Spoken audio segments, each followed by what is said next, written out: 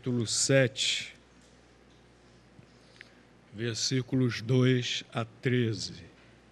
1 Samuel, capítulo 7, versículos 2 a 13. A palavra de Deus diz assim: desde o dia em que a arca ficou em Quiriate-Jearim, passou-se muito tempo, chegando até 20 anos. Então toda a casa de Israel suspirou pelo Senhor.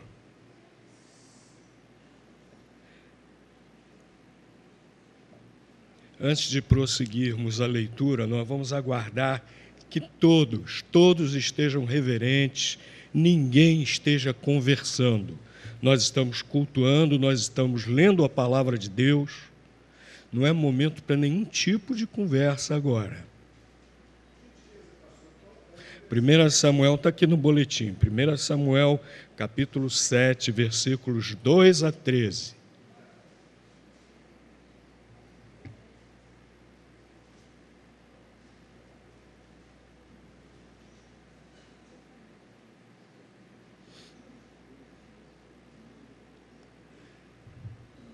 Vou pedir também aos irmãos que estão na recepção que, se durante a leitura da Bíblia alguém chegar, por favor, educada, gentilmente, pede para aguardar, terminar a leitura da palavra de Deus. Esse é o momento mais importante, que nós devemos estar muito atentos, né? Pastor Jailton costuma dizer que esse é o melhor momento da mensagem, a leitura da palavra de Deus. Então, vou aguardar que todos estejam muito atentos, todos em silêncio e muito reverentes agora. Obrigado. Vou reiniciar a leitura. E desde o dia em que a arca ficou em Quiriate-Jearim, passou-se muito tempo, chegando até 20 anos. Então toda a casa de Israel suspirou pelo Senhor. Samuel, pois, falou a toda a casa de Israel, dizendo: se de todo o vosso coração voltais para o Senhor, lançai do meio de vós os deuses estranhos e as astarotes, preparai o vosso coração para com o Senhor e servi a Ele só, e Ele vos livrará da mão dos filisteus. Os filhos de Israel, pois, lançaram do meio deles os Baalins e os Astarotes e serviram só ao Senhor. Disse mais Samuel: congregai a todo Israel em Mispá e orarei por vós ao Senhor. Congregaram-se, pois, em Mispá, tiraram água e a derramaram perante o Senhor. Jejuaram aquele dia e ali disseram: pecamos contra o Senhor. E Samuel julgava os filhos de Israel em Mispá. Quando os filisteus ouviram que os filhos de Israel estavam congregados em Mispá, subiram os chefes dos filisteus contra Israel. Ao saberem disto, os filhos de Israel temeram por causa dos filisteus, pelo que disseram a Samuel: não cesses de clamar ao Senhor nosso Deus por nós, para que nos livre da mão dos filisteus. Então tomou Samuel um cordeiro de mama e o ofereceu inteiro em holocausto ao Senhor. E Samuel clamou ao Senhor por Israel, e o Senhor o atendeu.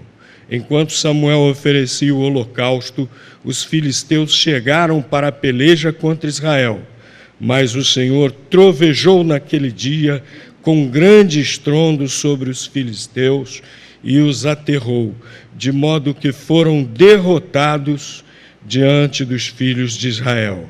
Os homens de Israel, saindo de Mispá, perseguiram os filisteus e os feriram até debaixo de Bet-Ecar.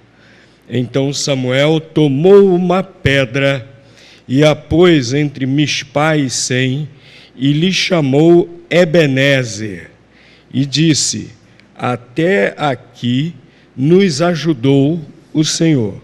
Assim os filisteus foram subjugados e não mais vieram aos termos de Israel, porquanto a mão do Senhor foi contra os filisteus todos os dias de Samuel. Podem sentar, irmãos. Eu acho que os irmãos já viram monumentos que foram erigidos para comemorar, para celebrar, para perpetuar grandes feitos, feitos heróicos. Nós temos, por exemplo, lá no Rio de Janeiro, talvez seja o mais conhecido, aqui próximo a nós, nós temos o monumento aos pracinhas da Segunda Guerra Mundial. Para que foi construído, erigido aquele monumento aos pracinhas? Para perpetuar o grande feito heróico deles, lá na Europa, lá na Itália, combatendo o nazismo, que ameaçava dominar toda a humanidade, escravizar toda a humanidade, e junto com muitas outras nações, os nossos soldados estiveram lá na Itália, na neve, debaixo de fogo de artilharia, realizando aquele feito heróico de lutar contra as tropas nazistas. Então está lá aquele monumento para que isso nunca seja esquecido, para que isso seja perpetuado, para que todas as gerações saibam o que aconteceu. Samuel também fez um monumento. Samuel também pegou uma grande pedra, colocou-a no local onde aconteceu algo muito grande, no local onde Deus realizou um grande feito, para que todos, mesmo os das outras gerações que viessem, olhando aquela pedra, lembrassem a grande ajuda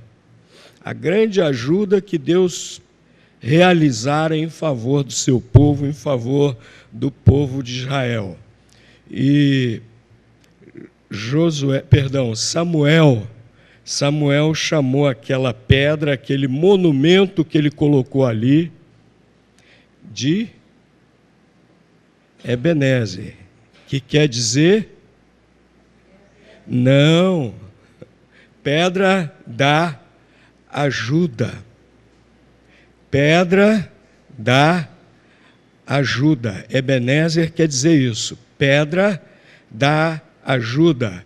Era como ele batizou aquele monumento, pedra da ajuda.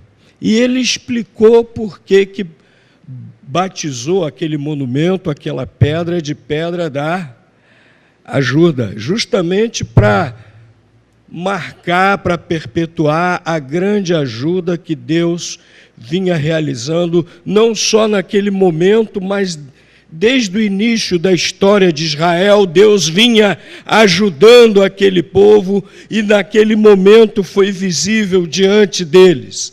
Até aqui nos ajudou o Senhor. Até aqui nos ajudou o Senhor. O Senhor é a nossa ajuda. O Senhor tem nos ajudado desde o início. E aqui, diante dos nossos olhos, nessa batalha, Ele nos ajudou novamente.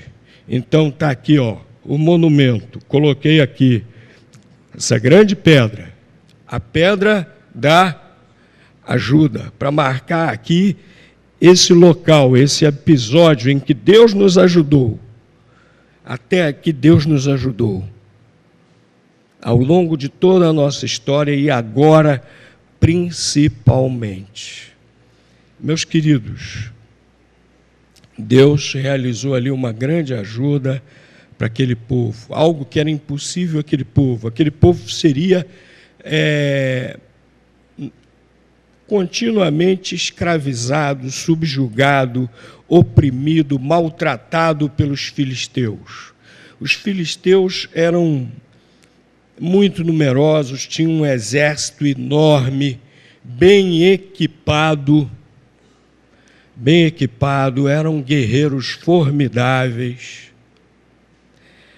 Já no livro de Êxodo nós vemos que Deus instruiu Moisés a pegar o caminho mais longo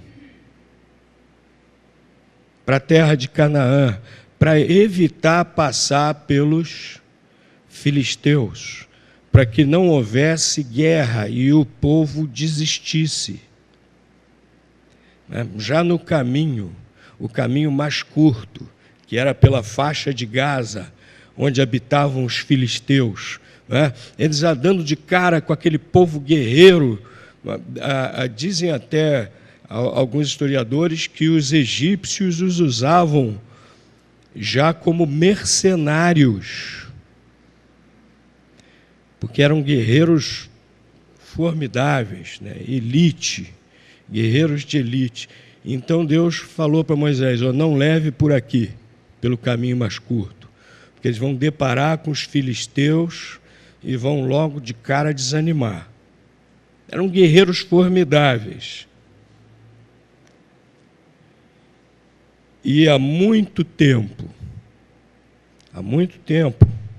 nós vemos já no livro de Juízes, lá o episódio de Sansão, já os filisteus aterrorizando, subjugando os israelitas.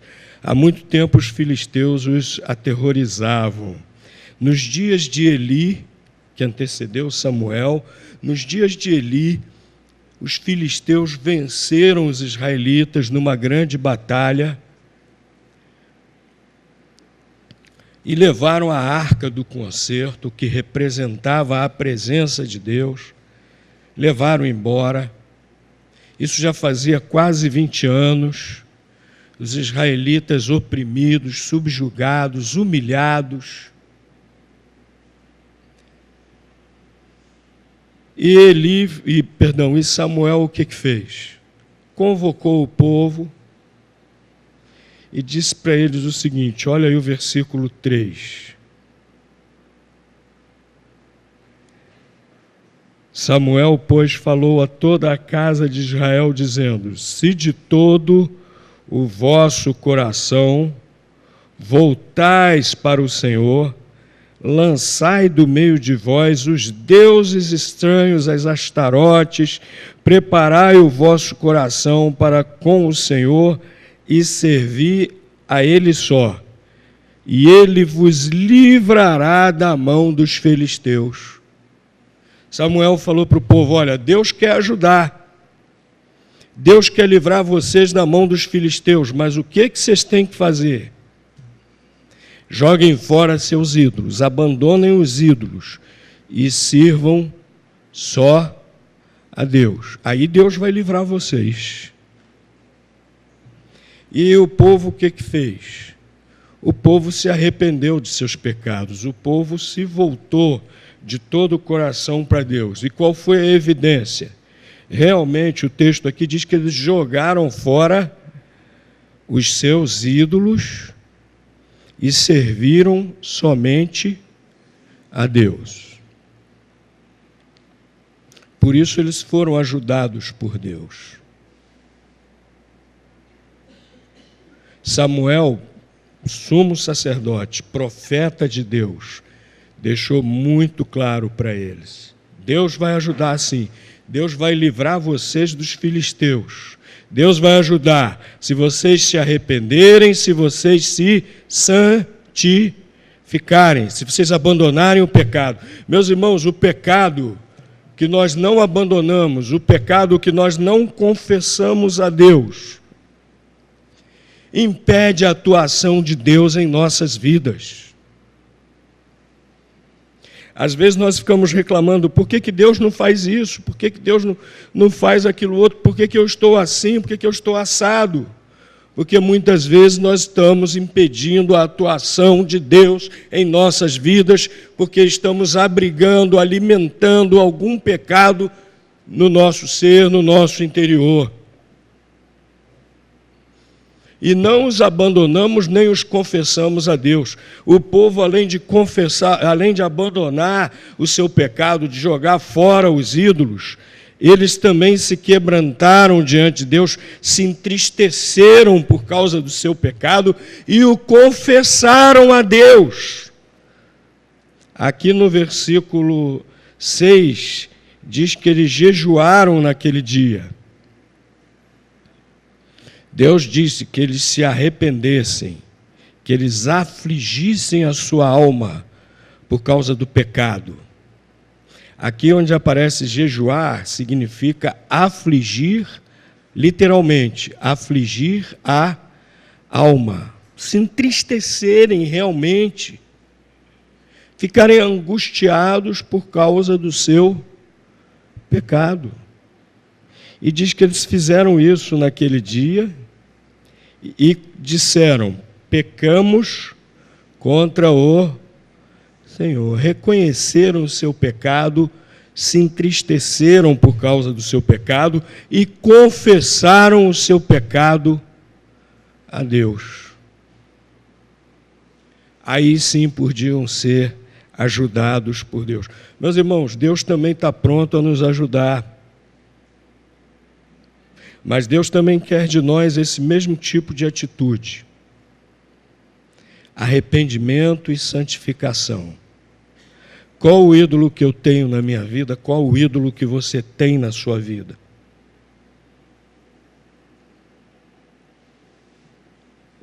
O que nos impede, o que pode estar impedindo você ou a mim de servir a Deus de todo o coração?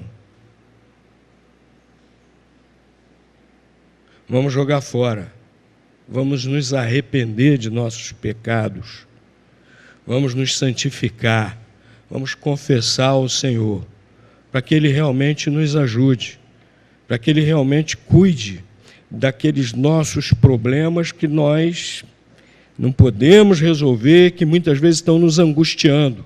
Ele quer nos ajudar, mas Ele quer o nosso arrependimento, Ele quer a nossa santificação. Agora, outra coisa que o povo precisou para ser ajudado por Deus foi a oração. Vejam que Samuel se dispôs a orar por eles. Versículo 5. Ajuntem-se todos em Mispá, e orarei por vós ali ao Senhor. E o povo se juntou todo ali em Mispá. Era o lugar em que Samuel julgava o povo. Ele era o juiz, ele era o líder do povo de Israel. E se juntaram todos lá em Mispá. O texto aqui diz que quando os filisteus souberam, todos os 5 reis dos filisteus, era uma confederação de 5 cidades, ali em Gaza, 5 cidades dos filisteus. Todos eles se juntaram para ir contra o povo de Israel. Eles pensaram, eles estão se juntando ali, para preparar o exército para lutar contra nós. E, sem perderem tempo, já saíram em direção a Mispá. E diz que quando o povo soube disso, qual foi a reação deles? Versículo 7, disse que eles temeram, olha aí o final do versículo 7, temeram, tiveram medo por causa dos filisteus. Sabiam que os filisteus iam chegar prontos para a batalha e antes que eles pudessem se preparar devidamente, tiveram medo. E diante desse medo, dessa situação terrível em que seriam destruídos, aniquilados, o que eles fizeram? Saíram correndo, cada um de volta para sua casa? Salve-se quem puder? Não. Eles pensaram assim, se Samuel disse que ia orar por nós, então ele precisa clamar mesmo, ele precisa orar. Agora é a hora. Ele tem que orar por nós. Só Deus poderá agora nos socorrer. Ele não falou para nós nos arrependermos, nos santificarmos, que Deus nos livraria dos filisteus? Então ele agora vai orar. Quem intercedia pelo povo era o sacerdote. Ele tinha essa função. E aí, o que aconteceu? Samuel foi fazer isso. Samuel prestou sacrifício a Deus pelo pecado do povo e pelo pecado dele, para que todos fossem perdoados, e estava ali, enquanto oferecia aquele sacrifício, orando a Deus, clamando a Deus, pedindo misericórdia, pedindo a ajuda de Deus. E o que aconteceu? Diz que enquanto ele orava, Deus atendeu. Deus atendeu como? Versículo 10. O Senhor trovejou naquele dia com grande estrondo sobre os filisteus e os aterrou. Deus atendeu, agora também por causa da oração. Diante daquele perigo terrível, o povo pediu e Samuel intercedeu, orou, clamou a Deus. Meus irmãos, queremos a ajuda de Deus? Precisamos orar, precisamos clamar a Deus com confiança, sabendo que Ele é todo-poderoso, sabendo que Ele é misericordioso, que Ele ouve, que Ele atende. Hoje nós não precisamos mais de um sacerdote intercedendo por nós. Hoje, todos nós podemos ir à presença de Deus e orar e clamar ao Senhor. Por quê? Abram suas Bíblias aí, a carta aos Hebreus, capítulo 4.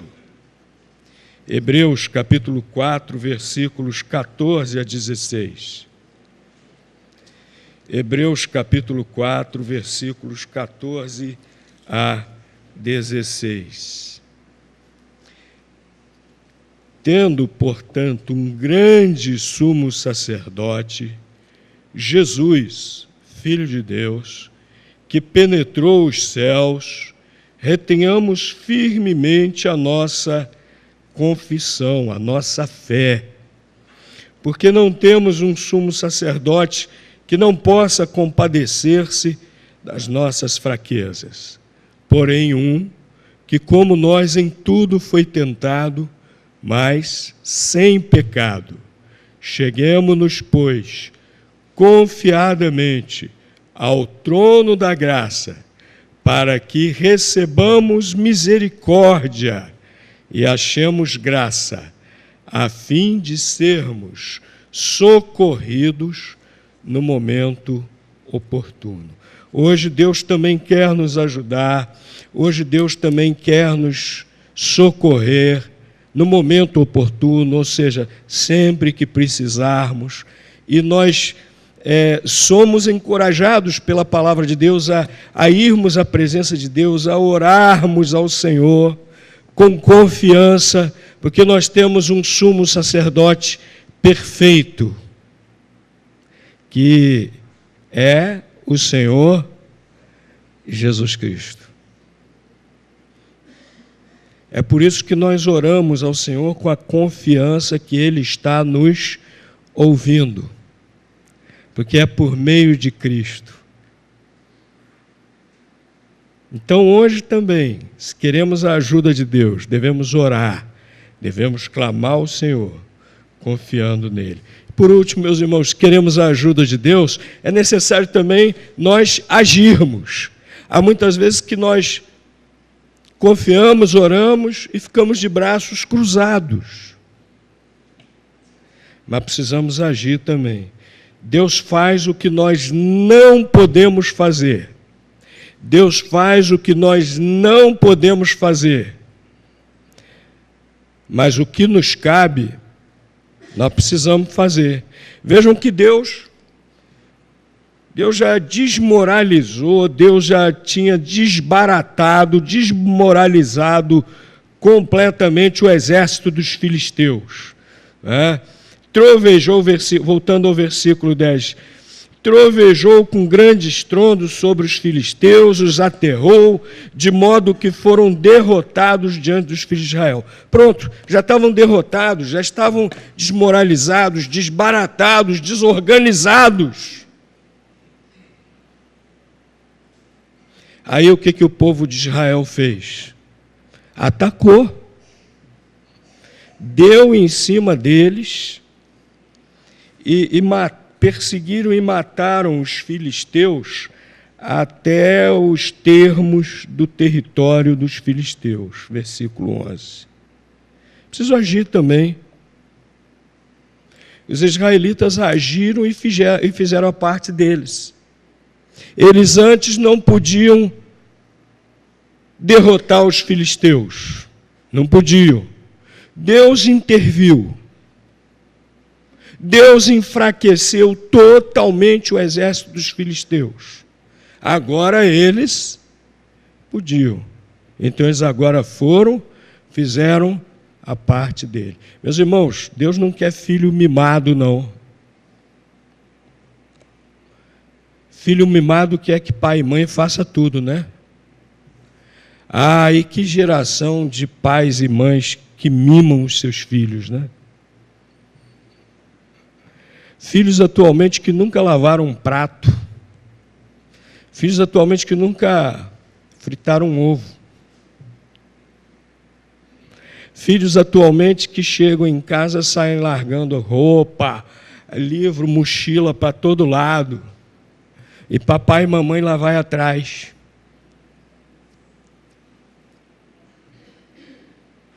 Me desculpe a menção, mas às vezes tem filho que não dá nem descarga no sanitário quando vai ao banheiro.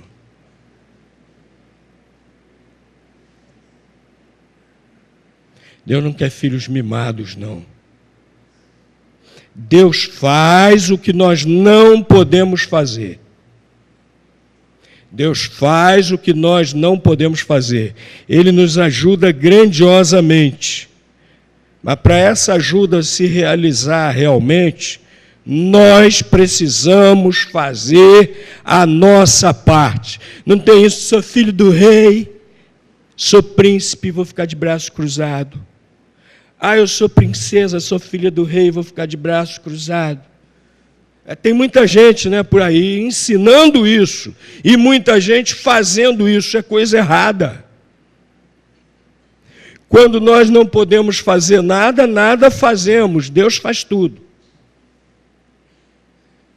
Quando nos cabe algo a fazer, nós devemos fazer.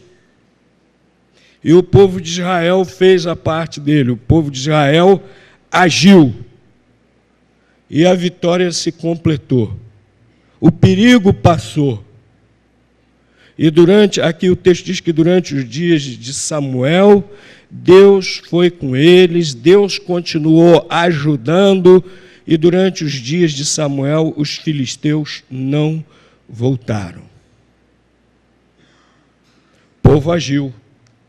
O povo se santificou, se arrependeu de seus pecados, mudou de atitude, confessou os seus pecados a Deus, voltou de todo o coração para Deus, o povo confiou e orou, e o povo agiu, fez o que lhe cabia, e a ajuda de Deus foi muito grande.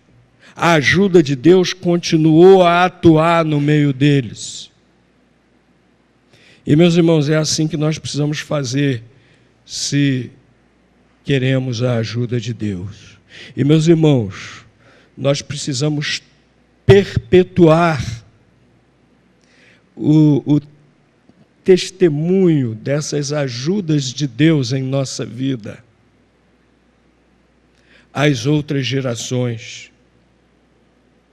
Nós precisamos erguer também Ebenezer, pedra da ajuda, diante das outras pessoas.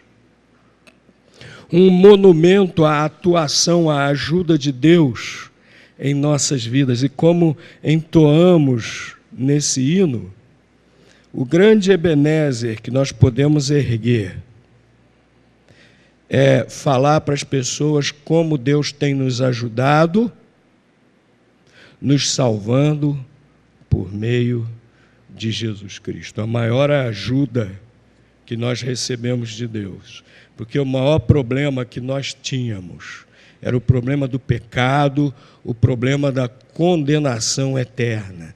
E Deus enviou Jesus, a maior de todas as ajudas de Deus para nós. Nós precisamos continuar, nós precisamos erguer o nosso Ebenezer, né? Nós precisamos perpetuar para todas as nações, para todas as gerações, para todas as nações também, né? Mas perpetuar para todas as gerações essa grande ajuda que Deus tem realizado em nossas vidas. Falar disso para nossos filhos, falar disso para as pessoas que convivemos, falar disso para as pessoas que nós estamos evangelizando, falar disso para as pessoas que são novas na igreja. Como Deus é realmente poderoso, misericordioso. Como Deus é realmente a nossa ajuda. Vamos erguer o Ebenezer de nossas vidas, porque até aqui nos ajudou o Senhor e continuará a ajudar sempre. Amém. Irmão